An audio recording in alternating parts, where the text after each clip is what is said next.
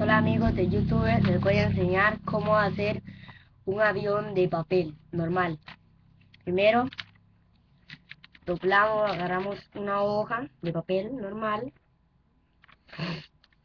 la doblamos a la mitad, punta con punta,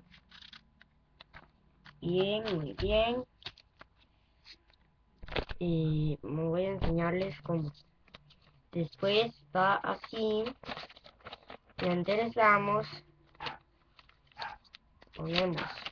unimos punta con punta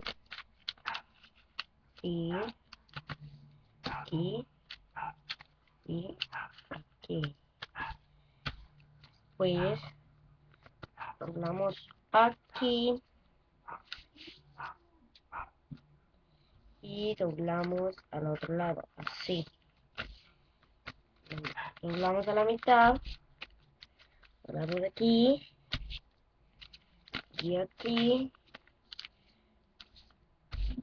y nuestro avión está terminado. Amigos de YouTube, no olviden suscribirse. Gracias.